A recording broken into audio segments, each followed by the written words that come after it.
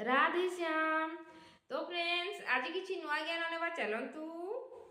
श्रीकृष्ण कहिले नाही जे यज्ञ कौन किंतु कौन यज्ञ एपरि करी चलीथिबा ना एथिरे शेष मध्य केबे हेबो एहा उपरे जोगेश्वर कहउचंती जेउ पुरुष आत्मा रे ही रत रही थाए आत्मतृप्त एवं आत्मा रे ही संतुष्ट तांकर निमंते कौनसी कर्तव्य शेष रही न थाए। एहा ही लक्ष्य थिला जेबे अव्यक्त सनातन अविनाशी आत्मतत्व प्राप्त होईगला तेबे आगकू खोजिब काहाकू ओ एपरि पुरुष निमंते नार कर्मर आवश्यकता ही कौनसी आराधना रे आवश्यक रही थाए। ओके आत्मा और परमात्मा परस्पर पर्यायवर्ती शब्द अटे और यार पूर्ण चित्रण कहउचंती एही संसार रे सेही पुरुष कर्म करिबा द्वारा कौनसी लाभ होई न थाए एवं त्याग करिदेले कौनसी हानि मध्य होई न थाए। जेतेबेले कि प्रथमे आवश्यक थिला तांकर संपूर्ण प्राणी मानक मध्य रे कौनसी स्वार्थ संबंध रही न थाए। आत्मा ही शाश्वत सनातन अव्यक्त अपरिवर्तनशील एवं अक्षय अटे। जदि ताहाकू पाइगले सेथिरे संतुष्ट सेथिरे तृप्त सेथिरे ही अतप्रत एवं स्थित आगकू कौनसी शर्ता ही नहीं तेबे से काहाकू खोजिबे ओ मिलिबो बा कोन सेही पुरुष निमंते कर्म छाड़ी दे कौनसी हानि मध्य नुहे।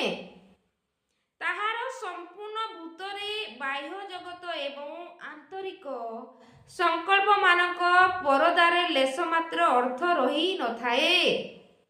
सबुठारो बड़ अर्थ हैला परमात्मा ओ जेतेबेले से उपलब्ध होईगले सेतेबेले अन्य वस्तुरे तार प्रयोजन कोन बा रहिबो। एही स्थिति को प्राप्त करिबा निमंते तुमे अनासक्त होई निरंतर जहा करिबा यज्ञ कर्म सही कर्म को भलो भावरे कर।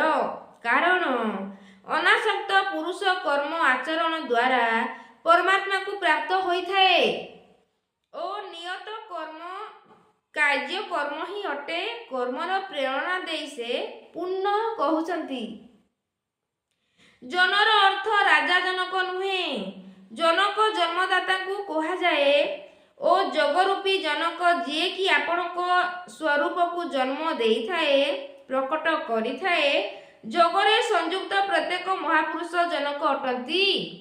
एपरि संयुक्त होई बहु ऋषि जनकादय जनकादि ज्ञानी महापुरुष माने मध्य कर्मणाए बहि संसिद्धि कर्म द्वारा ही परम सिद्धि को प्राप्त होइचंती। परम सिद्ध अर्थ परम तत्व परमात्मा को प्राप्ति और जनक इत्यादि जेते सबु महापुरुष पूर्वरु होइचंती एही कर्म द्वारा जहा यज्ञर प्रक्रिया एही कर्म को ही सिद्धि संसिद्धि परम सिद्धि को प्राप्त होइचंती। किंतु प्राप्ति परे सेमाने मध्य लोक संग्रह विचार करी कर्म रे प्रवृत्त होइथांती ओ लोकहित को चाहि कर्म करिथांती। अतः तुमे मध्य प्राप्ति निमंते एही प्राप्ति पश्चात लोकलायंक हेबा निमंते कर्म काय कर्म करिबा ही यज्ञ। वर्तमान श्रीकृष्ण कहउचंती प्राप्ति पश्चात महापुरुषंक कर्म करिबारे ना कौनसी लाभ वा त्याग करिदेले कौनसी हानि न थाए ओ तथापि लोक संग्रह लोकहित व्यवस्था निमंते सेमाने भलो भावरे नियत कर्म आचरण करिथांती।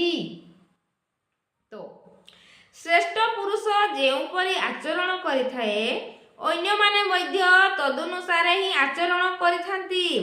सेही महापुरुष जहा किछि प्रमाणित करंती संसार ताहाकू अनुसरण करंती। प्रथमे श्रीकृष्ण स्वरूप रे स्थित आत्मतृप्त महापुरुषंक रहणी उपरे कहिले जे ताहांक निमंते कर्म करिबा द्वारा ना कौनसी लाभ ना कौनसी त्याग करिले କୌଣସି ହାନି ନଥାଏ। ହେଲେ ମଧ୍ୟ ଜନକ ଇତ୍ୟାଦି କର୍ମରେ ଉପଯୁକ୍ତ ଭାବେ ପ୍ରବୃତ୍ତ ହୋଇଥିଲେ। ଏଠାରେ ସେହି ମହାପୁରୁଷଙ୍କ ସହିତ ଶ୍ରୀକୃଷ୍ଣ କ୍ରମେ ନିଜର ତୁଳନା କରୁଛନ୍ତି ଯେ ମୁଁ ମଧ୍ୟ ମହାପୁରୁଷଟେ। ହେ ପାର୍ଥ, ମୋ ନିମନ୍ତେ ତିନି ଲୋକରେ କୌଣସି କର୍ତ୍ତବ୍ୟ ଶେଷ ନଥାଏ। ପୂର୍ବରୁ କହି ଆସୁଛନ୍ତି ଯେ ସେହି ମହାପୁରୁଷଙ୍କ ସମସ୍ତ ପ୍ରାଣୀମାନଙ୍କ ଠାରେ କୌଣସି କର୍ମ ନଥାଏ। ଏଠାରେ କହୁଛନ୍ତି ତିନି ଲୋକରେ ମୋର କୌଣସି କର୍ତ୍ତବ୍ୟ ଶେଷ ନାହିଁ ତଥା କିଞ୍ଚିତ ମାତ୍ର ପ୍ରାପ୍ତ ହେବା ଯୋଗ୍ୟ ବସ୍ତୁ ଅପ୍ରାପ୍ତ ନାହିଁ। ତେବେ ମଧ୍ୟ ମୁଁ କର୍ମରେ ପ୍ରବୃତ୍ତ ହେଉଛି କାହିଁକି?